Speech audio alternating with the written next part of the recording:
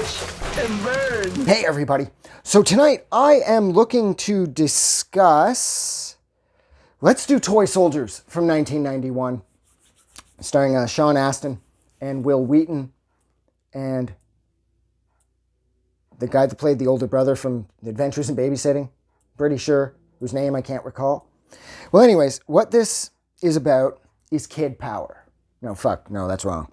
What this is about is it's about a group of kids who are at a private school. I think the school's called the Regency School or some shit because they call themselves the Rejects or the Rejected because Sean Astin and Wil Wheaton and their crew have been kicked out of so many reform schools and so many private schools and that because, of course, all these kids are rich that they feel ultra rebellious or whatever.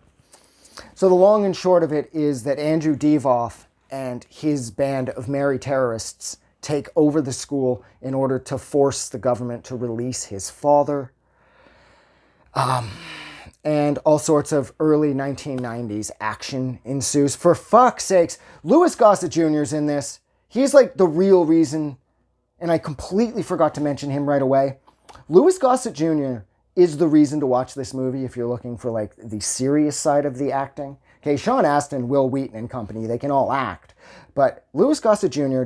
adds so much weight, and there's so much presence and so much authority to every role he plays. And he does seem to end up wrapped in a bunch of kids' movies, it always seems like. Because off the top of my head, I know he was in this, and he did all 4 Iron Eagles, if memory serves.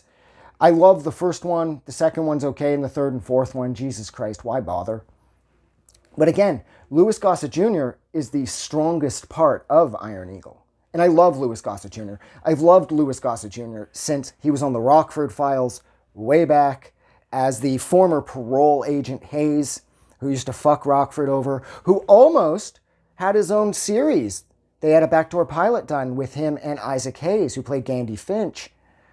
And like I said, yeah, they almost had their own show as the result of a spinoff of Rockford, but unfortunately it wasn't meant to be. None of the Rockford spinoffs lasted. There were 3 of them. Richie Brockelman had a go. He failed. Louis Gossett Jr. and Isaac Hayes, Just Another Polish Wedding. That backdoor pilot failed. And then there was an episode in season 6 called Just a Couple of Guys, which was about just a couple of guys. And that was another backdoor pilot that failed. But anyways, that's not what we're here to discuss. We are discussing Toy Soldiers.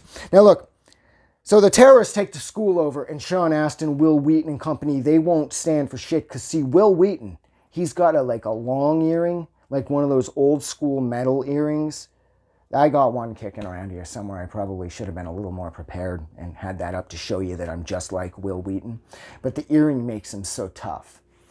And so they start doing recon, and they start like using their yearbooks in order to say that there's a terrorist up here with a, an M50, or a terrorist over here with a fucking some kind of rocket launcher, or there's a couple terrorists over here with machine guns. And of course, the leader is played by Andrew Divoff, who has always played a fucking wicked bad guy. He is the Wishmaster. He's the Djinn in the Wishmaster movies. He's amazing.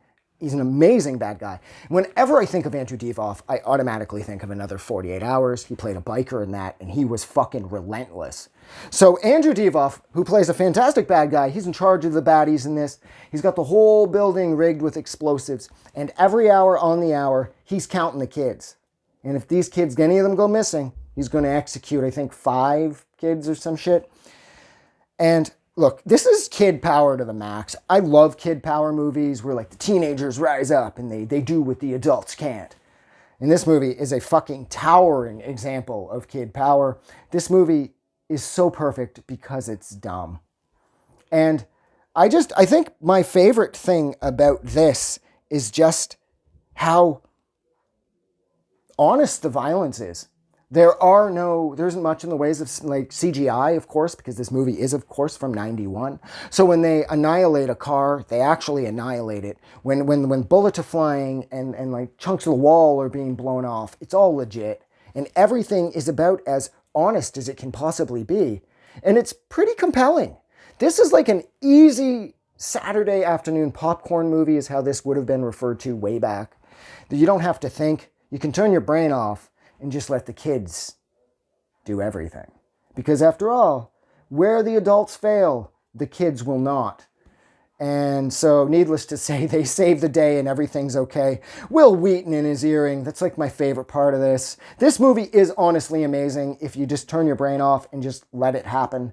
Because realistically, not a lot of this makes sense, right? I mean, this would never happen in a million years. Jerry Orbach is in this too, of Law & Order / Murder, She Wrote fame. He plays Wil Wheaton's gangster father. And he's really good as well. Like I said, the acting is solid, the story is fun, but goddamn, I am there for the teenagers changing the world and saving the day. And that's where I'm leaving it. So thank you so much for hanging out with me for a little under 6 minutes while I discussed the probably completely forgotten 1991 film Toy Soldiers, starring Louis Gossett Jr., Andrew Divoff, Jerry Orbach, Louis Gossett Jr., Sean Astin, Wil Wheaton, and bunch of other people, I'm sure. Like always, if you like this review, don't forget to do something nice for somebody. But like always, most importantly, please don't forget that the world is actually a better place because you are in it. I'm getting out of here because I'm starting to heat up. Have a good night.